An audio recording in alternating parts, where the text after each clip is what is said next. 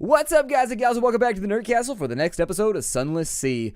So, in Fallen London, that's where we're chilling right now, just kind of floating for the moment. I think that we've actually reached the junction in the game where we need to start thinking about actively running down individual quests that our guys have. And so, let's get our quest real fast from the sigil-ridden navigator. How they're riding him, I don't know, a saddle. They probably got a bridle in there or something. But here we go. Ah, yes, now is good. Thank you. We can invite him to dine with us for 1 supplies, or we can have him increase our mirrors. Now, a number of people have told me, not in the comments or anything like that, but I actively read on the forums, and I kind of like, just pay attention to the way you're supposed to be playing the game, and I like hearing people's tips about this game, because there's a lot of different ways you can play the game. Like, seriously, when you get in here, you have a lot of options in front of you, and it's just very interesting to me seeing the different ways that people orchestrate creating a fortune, and just kind of like getting themselves situated in the world. And so anyways, we've got plenty of supplies right here, but people had said that we should increase our stats to like 50-ish. Apparently hearts are really hard to put up, and I made a mistake by not working on hearts. I'll probably put a bunch of points into pages in a little bit. That seems like where we want to go with the next part, but I'll worry about that a little bit later. For right now, let's invite him to dine with us. He has an admirable appetite for so slight a fellow. Seconds, then thirds disappear in small, hasty morsels. He's nervous and not a gifted conversationalist. You do your best to plug the silence. When you ask about his past, he winces. I can't say, Captain. He taps the livid sigil on his temple, which twitches like a scorpion's sting, has burned away my memories. I recall that I have a brother, but not his name or where he is. I remember the names of the ships I've served on, the Implicit, the Bonnie Swan, but not their crew. How did he come by the sigil? He scratches his head, or clutches his head. Those are 2 different words. I don't know. I just don't know. Thinking about it is like fire in my skull. He grits his teeth. Somebody must have hated me very much to curse me with it, but I can't even remember my enemy. I have to speak to him again in order to advance his story. So I have to feed him again if I do this? How hungry is this guy? Oh, man. Oh, never mind. We don't have to feed him again. Hooray! My sleep is riddled with dreams, Captain. Dreams of bells and candles. He paces the deck. I see a lonely house lit by tallow and wick. A bell is ringing. It rings now. Do you hear it? He scratches at his sigil, which has begun to bleed. Do you know this place, Captain? Can I plot a course? A place of candles and bells. A chapel of lights? A northern church where no sin is too terrible. And so he wants to go to the chapel of lights. So there's a couple of things that I wanted to do while we're out and about. I don't think we have enough supplies to make this happen. Let me go ahead and take a look. What do we have in our hold space right now? We actually have 4 spaces left. We need to buy ourselves a gun, too. That was the second part that I really wanted to do. And so I think we'll probably go after... Let's see here. Some of these are better than others, and some of them are heavily discouraged. Like, you're not supposed to buy them because they totally suck and you're just wasting your time. So we have Cotterell and Hathersage. That's a forward weapon. That's a deck weapon. That does 12 instead of the 8 like we have already. This one right here, that's an aft weapon. Are there any more deck weapons, or is that pretty much all that they have? There we go. We have the Denunciation for 5, and that does 15 damage. We have the prong launcher, just in case you want to launch your prong at other people. You know, might not make you a favored dinner guest, but it is a pretty cool trick. I guess I'll go Don't Do It Again, one of C&H's newer models. Okay, so what's the difference? That's an aft weapon, forward weapon, forward weapon. I wish that you could sort by the slot that it goes into. But let's just go all in. When we sell this thing, what we're going to do is we'll actually strip all the parts off of it and put it on our new ship. So this is a long-term investment that I think is going to benefit us. I went ahead and I repaired our hull in between episodes by just going over to the, I guess, the dry dock for the Admiralty, and I used up some of our favors. It is what it is. I would highly recommend that you never use your favors on fuel. You get more than enough of that as it stands right now. We'll buy you. That is going to cost us a little bit of cash, but we don't have any power requirements or anything like that. So that's really cool, and we can swap that out, and now we'll do 12 to 26 damage to everything that comes after us, and I think that's going to be really beneficial as compared to, what were we doing before? 14 to 18, and so now we're doing, okay, that's not too much. We're 6 to 8 higher. That's pretty good. We're still going to have a lot of trouble with some of the bigger enemies, but I think we should be all right. If we wanted to equip something to the bridge, we could actually go in here and we could get one of these speculative consonators or anything like that. These increase your mirrors, and they make you actually target a lot quicker. If you took one that gives you a bonus to veils or something like that, I don't really want it. That gives me -1 to veils. I'd prefer one that doesn't deduct from my veils, but doesn't look like that's really going to be an option. Instead, Yeah, let's just buy the cheap one. Why not? I mean, it's a little bit of a waste because we're going to have to go ahead and replace it anyways once we get further into the game. But for right now, one mirror is cool. I mean, an extra mirror will be nice, help us target a little faster, make sure that we're getting things done. There's no reason to buy engines. You should never buy engines. You get them from a bunch of different quests. And so honestly, as you go through the game, you are going to get replacement engines. Don't worry about it. For now, let me check my hold very, very quickly to make sure that I haven't forgotten anything. So we have a diplomatic agent that's all ready to go. That's really, really good. We have a whole bunch of secrets that we can play around with. My suggestion would be that we probably take our pages up a little bit. If I speak to you... Oh, he increases our hearts. Well, that's pretty good. That might be helpful. I think that I'll consider it. But for right now... Well, you have my apologies. Unfortunately, there was a technical malfunction and I lost like 5 minutes of the episode right there. So anyways, with the 6 minutes that you've seen so far, I assume we increased our hearts. I sailed down to Mutton Island. Nothing really happened. We got 5 supplies for free from Quaker's Haven just by walking along the beach, and that's pretty much all that's happened here. Hopefully, I think we did the sigil. I'm hoping the sigil-ridden navigator's quest is in there, but if it wasn't, I'll reiterate. He wants us to go to the Cathedral of Lights, and so that should be pretty easy. Right about the time that I realized what had gone wrong, I was trying to figure out my course, and so I think what we're going to do for right now is we're going to go down to the Cumaean Canal. I think we're going to loop back this way. We're going to get Station 3. We're going to get Abbey Rock. We're going to get Guider's Morn. Then from there, I'm going to hit... This is a tough one. I'm not exactly sure how I want to do all this. I think going north and hitting as much as we can in this little area and just uncovering anything that's in there is probably a pretty good idea. There's a bunch of stuff to the south as well, and so we do still have a lot of exploration in front of us, but given the fact that we have a cash flow at the moment, I just kind of want to cruise around. I did want to hit the Iron Republic because they have really, really good deals occasionally on items that you can bring back to London and sell for a lot or take to other places, but that's what I'll do for right now. So we're going to come around this way. We're going to swing up through Station 3. We're going to get Abbey Rock, Guider's Morn, and all that stuff. And we'll just kind of take it as she goes. Additionally, I don't know if this was in the footage that we captured so far, but I also upgraded our deck gun. And so if you wanted to see what that looks like, it's right there. The Cotterell and Hathersage Denunciation. It does 20 to 26 damage to just about everything. So it'll be a little bit easier for us to slay our foes when they get up and in our way. Since our horror is pretty low, our terror is pretty low, I'll probably travel with the lights off for a little bit. I'm hoping we can get some revenge on this nasty little jellyfish down here. Maybe turn him into a big old blob of goo if we can manage it. I don't know what that guy's a pilgrim, a tramp steamer. I don't think the tramp steamers are bad guys. I don't think they mess with you at all, and so I'm not going to mess with them. We could beat them up and take their stuff, but it seems like a dick thing to do. I think tramp steamers, they're boats that are run by little, just kind of like children, and they have like these gangs of children, and when you get too big, they call you a longshanks and they kick you out or something like that. But those are boats that are owned by little kids that go around like robbing or doing something. I don't know. They probably get into some kind of like David Copperfield, you know, please sir, can I have another whatever type adventures. I'm not sure. My background with Fallen London is not so great as it used to be. And so anyways, we'll jump up in here. Giannotti Harbor welcomes us in the Cumaean Canal staging area. We need to listen for surface gossip. We got another move in the great game, so that's pretty cool. Another guy gets shivved, and we get some more information. Let's go ahead and get our perfunctory port report.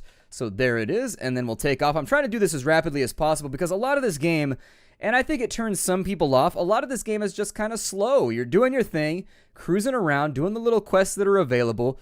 But I really, really like the pacing of this game. I kind of like that you have these weird panicky moments in town or like these weird pitched battles in between just long punctuations of like an hour of just floating in between locations and enjoying storyline. I think that's a very, very strong point for this game is that it kind of like combines a lot of the features that you would enjoy in a choose-your-own-adventure novel with an actual graphical user interface and then the ability to actually see your ship sail around.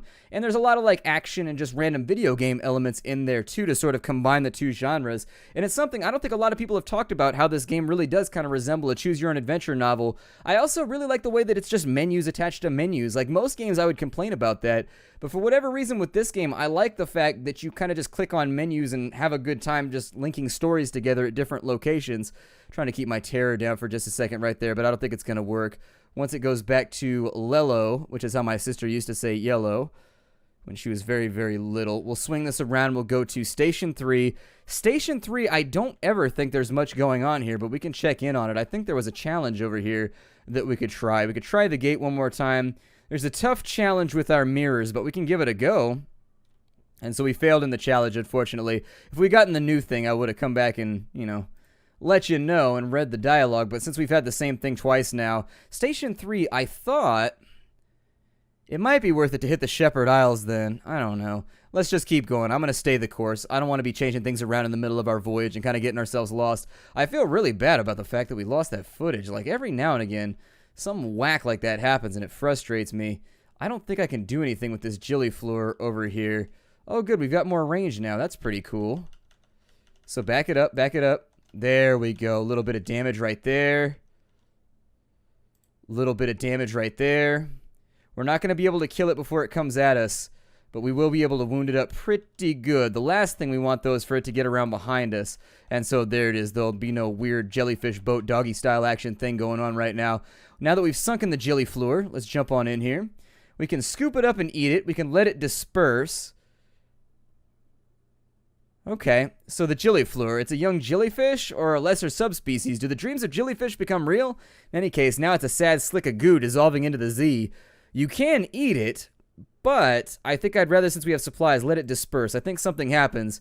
From above, the Gillifleur's cap does look a little like a woman's face. She dissolves like smeared paint. Oh, we gained a Z story. That's pretty cool. I had no clue that that was actually something you could derive from that little quest, so that's badass. The Z stories are actually really, really valuable and difficult to get your hands on. I think you can trade for them up in Wither. I think you can take Z stories and you can trade them. I think you can turn Tales of Terror into Z stories if you go to Wither, and you can also do all kinds of other conversions up there. So if you ever find yourself with your back up against a wall trying to figure out what you're supposed to be doing, nah, we'll just take the Hearts challenge. I'm actually not going to go through. We got the same thing before where we had our lamp sputtering and shooting lightning all over the place. Let's take that. We failed and gained a terror. It's not that bad when you fail. I was hoping we would succeed and we would dispel it. I think you lose 5 if you manage to dispel it, which is pretty good. We're down to 17 canisters of fuel. Go to Abbey Rock. We can trade supplies here. And so let's get ourselves some echoes. I don't think we need that many supplies. We'll drop those down to 16 maybe. That's looking pretty good. We'll get ourselves a port report very, very quickly. We do have recent news. Oh, we don't have recent news, so never mind. We can watch the convent. The convent is silent. A few lights prick its bulk. Bells sound the times of prayer. You're almost ready to give up when a slide door opens, or a side door opens. 4 nuns march out carrying something wrapped in a blanket and fling it into the sea. You creep down to it, examine it. It's, well, it was likely unidentifiable even before the nuns used it for weapons practice. Now it leaks fluid from a dozen puncture wounds, but it still smells of the Z. So we got a strange catch. The strange catch is going to be useful because I think we can take that back to Vendor Blight and we can use that to recruit the cook that's in there. I think. I'm not super positive about that one. So unfortunately, we'll just have to kind of like take this as it goes, but I'm pretty sure that'll be useful later on. Taking a look at our charts one more time, we got Guider's Morn up here. I'm going to swing around the left-hand side and we'll take care of our business there. I do wish that we had more pages. I'm a little bit disappointed with our intelligence and lore knowledge right now. I tend to like to play characters that are very high intelligence and very high strength, and then everything else like perception and wisdom. Meh, throw caution to the wind. Who needs wisdom? We're super smart and super buff. If we can't knowledge it, we'll headbutt it, and that'll work out just fine. In Guider's Morn, we're a little bit low on sailors, so we might not be able to get a port report from here. You stand on the bridge with the likely last locket in your hand. We can keep it or we can throw it away. It's a risk for both of you. Shorebound lovers grow lonely and Z captains die young. With enough time and effort you could break her heart, or she yours. Let's keep it. The Z air is cold, but the heat of your blood has warmed the middle of the locket. Keep it close. We lost Terror and we now have a sweetheart in fallen London. I don't remember how that turns out, but I definitely seem to think it turns out poorly, but I'll withhold for right now. We can go for another evening at the Errant Limpet. We've got ourselves a Veils quality. We could go for Guider's Morn right here and see what we get out, or we could get another Sailor Stabbed. Yeah, let's try. A steaming bathhouse on a spur of rock. Water slops over the edge of the tubs, but over the edge to join the Z far below. Scarred captains boast drunkenly of the prizes they've taken and the victims they've marked out. You listen from the shadows, and so there's one of our port reports right there. Cool, we didn't get stabbed. I love not getting stabbed. Let's go to the Errant Limpet. And so conversation quiets as the drinkers look around. You've been here for too long, and you're attracting the wrong kind of attention. Time to move on. Man, the only attention I like is the kind when you're like dancing on a table and you're all super drunk singing Hobbit songs and everybody's your friend randomly. That's my favorite. We could try again. I mean, I don't know what happens if you keep going in there. It doesn't cost us anything. I assume that eventually something good happens right there. What is this? Have you been sending stolen ships to Corsair's Forest? Oh, well, I haven't been robbing or pillaging like that. Maybe I should be, though. On this side, we've got a concealed compartment. Oh, we can get some contraband. That's pretty cool. We've also got ourselves some things that... Oh, we could have got the exact same price here. Brutal. Okay, well, I guess all we got was a refund, though. Maybe there was no point in me doing that. I just realized we could. We've got a cask of mushroom wine we could potentially sell. Those all look like they're a little bit higher than what you buy them for, but not by much, by maybe like 1 or 2 echoes. So unless you've got a ship that can hold like 200 units of cargo and you've got the capital to buy that enormous shipment, I don't see that helping out too much. From here, we're going to go straight north and just see what we find. Hopefully, we'll end up with a bunch more secrets so that we can pad out our stats a little bit better. I like to pat my stats every now and again. They don't purr, but they like the attention. They enjoy the affection every now and again. You got to be good with them. Pat those stats. Either that or it means that I deploy a guy named Pat to take care of my stats. I think I like the prior better than the latter, so I'm going to leave it where it's at for right now. We should be able to clear out some of this over here, and if we're very, very careful... No, I don't want to go into combat. Oh, shit. So we have a crack pirate over here. Let's go ahead and see if we can lose him around the backside of these rocks. We should be a lot faster than him, I think. Ooh. Damn. Okay, so we just took a torpedo somehow. He got us from super far away. Wow, he curved that around the side of the island. Okay, so if we can get lined up behind him, we might be able to take this. Unless he has a rear gun. If he has a rear gun, we have problems. Doesn't look like he has a rear gun. I just want to keep away from his torpedo tubes. Never touch another man's torpedo tube if you can help it.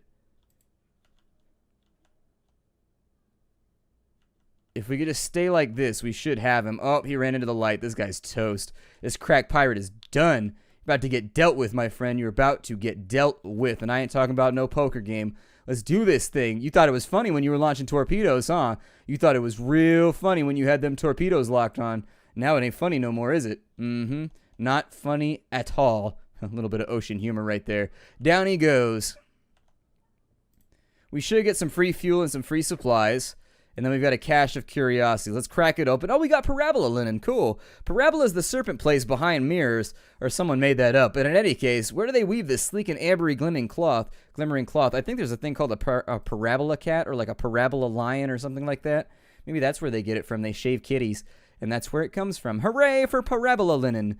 It's actually like the shimmery... It's like everything else in this game. You look at it and you have weird lucid dreams. Everything in this game makes you trip balls. There you go. Fallen London. Everything makes you trip balls. I think let's cut north a little more solidly. I don't want to miss any of this right here. There's plenty of stuff for us to do, but this is going to be an adventuring mission. It may all be blank space up and in here, too. At Pigmtode, we can get a really, really good item that allows us to double fire our guns. But I don't know if I feel like doing it right now. That's like a really, really long quest chain, and it takes a while to get it all. Let's go do it. Whatever. We'll go to Pigmtode. We'll decide who we want to side with, and you'll see. This is pretty fun. What does this do? Lures a submerged Z-Beast to the surface. Oh, I never want to do that. That seems like a bad plan all around. We'll turn off the lights for just a moment. It looks like we have Crab Cake Island over here, or whatever it's called. I remember this one, although it used to be in the southern quadrant more frequently. Yeah, Crab Cake. And so there it is. We found Crab Cake, so I guess that's okay. Doesn't really do that much for me. A Zailor is praying. Well, I suppose we could use the help of the Divine. We've had a rough trip so far. We were just shot with torpedoes about 100,000 times. So up to Pigmtode we go. I suppose we can cut it off in the middle if we end up going too far in and the time starts to run high.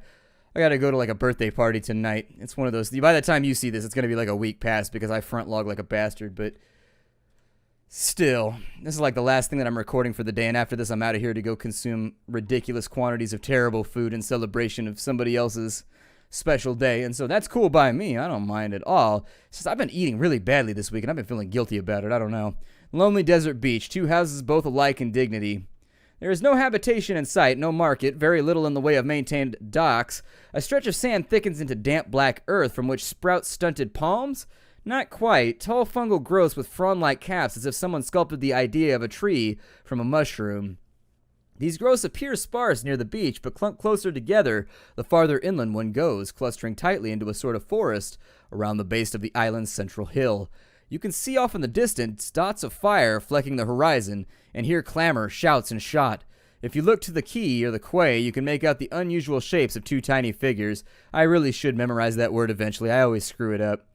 As you step onto the quay, you hear the clamor, shouts, and shot. You can see off in the distance smoke rising from beyond the hill and dots of fire flecking the horizon. Two tiny figures stand a little bit further down the quay, unmoving, rather as if awaiting your approach. The figures are rodents. To your left is Ratus Faber, wearing goggles, a blacksmith's apron, and an assortment of tools. To your right is an unusually large guinea pig wearing a helmet and breastplate reminiscent of nothing so much as the high Middle Ages. The rat steps forward first and bows. "Welcome, Captain, to Red Star or Rat Star Island. I am Edgar, second chief engineer of the 3rd Rat Brigade, and I invite you to avail yourself of food and fuel at our expense. The only cost to you is a choice." The rat steps back at precisely the same moment. With what appears to be the ease of a long habit, the guinea pig scuttles forward and makes a declamatory chirp. "Welcome, Captain, to the Isle of Kavia. I am Lady Augusta Devereaux Swinch of the Blackwater Swinches, Seneschal to our King Grace Naw. First of his name, I invite you to avail yourself of food and fuel at our expense. The only cost to you is a choice." The two stand at attention, looking at you expectantly. "What choice?" Let's see here. Your question must need to be, or your question is tentative. They sound so rehearsed. Let's speak to the Seneschal. The Seneschal clears her throat with a delicacy to rival the Duchess' own before speaking. "Grace Naw the King, our lord and sovereign, full 7 months had sojourned on the sea, conquered this land, and won the southern main. Now no fortress against him shall remain, no city walls be left for him to gain, save the rats that squeak behind the mountain. Unlikely was the lamb of our deliverance, assured shall be the glories of their fall, when our lady's eye restored be to our hall." The Seneschal composes herself, then adds, "We saw truth and beauty by the light in our lady's eye on Mount Caveat, but the rats with their guns and their chatter and their peasants' politics stole it from us. We will subjugate them and take it back. They are a rabble, and we will rule them with the steel-shod velvet of our paws. Will you join us?" Okay, let's talk to the engineer. You ask the chief engineer to elaborate. He looks at you after a long, measured moment and speaks gruffly. "We came to this island to make a home for ourselves away from London, its cats and snuffers, its rat-skin suits. We came to live as citizens of our own republic. We came with our tools, our teeth, and our clever hands, and we made a beautiful city by the light of the rat star that shone bright and blue on Mount Ararat." The chief engineer nods towards a distant hill. "One day we braved the depths of the chicken woods, and from the top of Mount Ararat we plucked the rat star to be our light, our beacon, and our flag. But the pigs of Kavi saw the light and lusted for it. They sent armies to rule us and steal our star. We will not permit them to take what is ours. We will resist to our last breath. Will you join us in defeating them?" You've heard enough. Let's make a choice. I'm going to go with the repressed rats, and plus I like them. They're kind of steampunky, and it makes me happy. We could broker peace. Surely their commonalities are more numerous than their distances. Perhaps you can help them get along. The chief engineer and the Seneschal share a look, then regard you with scornful amusement. "Yes," smirks the chief engineer, "you're obviously much cleverer than us." "Oh, much," murmurs the Seneschal. "You clearly know us much better than we know ourselves. Apparently idealism won't help here." I read that. You know what, it's funny. John Rhys Davies, or whatever his name is, the guy that played Gimli in Lord of the Rings, I always read things in his voice in my head. That's been the way that it's been ever since I played Quest for Glory when I was a kid. Whenever there's like a witty line, I read it in his voice, and it makes it that much better. We're going to favor the chief engineer. He seems grumpy but honest. Also, you've seen what rat-made weapons can do, and perhaps you'd rather not be on the receiving end of them. You extend a hand to the chief engineer, who shakes it grimly. The Seneschal hisses and chatters her teeth in disgust, but keeps her distance. "You've made the right choice," says the engineer. "Let me show you around." The chief engineer leads you toward the northern side of the island, skirting the chicken woods. You pass through a number of what can only be termed checkpoints, as fierce-eyed rats shoulder their derringers and salute the chief engineer. Soon you come upon a small colony, smaller than some of the infestations you've encountered in the London flats, only perhaps 50 Ratus Faber altogether, working diligently to fortify their side of the island. The first thing you notice is a brilliant light beaming out from a stump of chicken wood about 6 feet high. It bathes the whole settlement in a clean blue glow and is almost too bright to look at. By its light, you can see several raised mounds of earth suggesting shallow tunnels. An efficient fishing operation is set up. They could have just said efficient and then respelled it, and it would have been funny and punny. Is set up on the water. An albino rat mends nets while others stab sharpened sticks into the waves. Further inland is a barracks where a sergeant barks drills at a small squadron of fighters. That seems like it would be painful. Your arrival, I was saying literally, like, he barks drills at people, like blah, and he just, like, barfs up Coleman's. Anyways, your arrival draws attention, and several rats pause in their work to look at you curiously. "Welcome to Murenia," says the chief engineer, voice warm with pride. "It's not much to look at now, but it will be once we've rousted the Kavis. Take a stroll around while I summon the war council." I think we'll head to the barracks. The drill sergeant is sizing you up. Can this be all the rats they have to fight with? You approach the drill sergeant and go so far as to salute her, which earns you a grunt of satisfaction. The sergeant dismisses her troops and offers you a bit of chickenwood jerky to gnaw on. There's more of us below ground, she explains, but not enough. The Kavis are bigger and there's more of them. We're better with weapons, but haven't got the stuff to make them with. Most of us came here as stowaways and brought nothing but food, tools, and fur on our backs. We can fish and we nibble the chicken woods, but we can't make guns out of trees.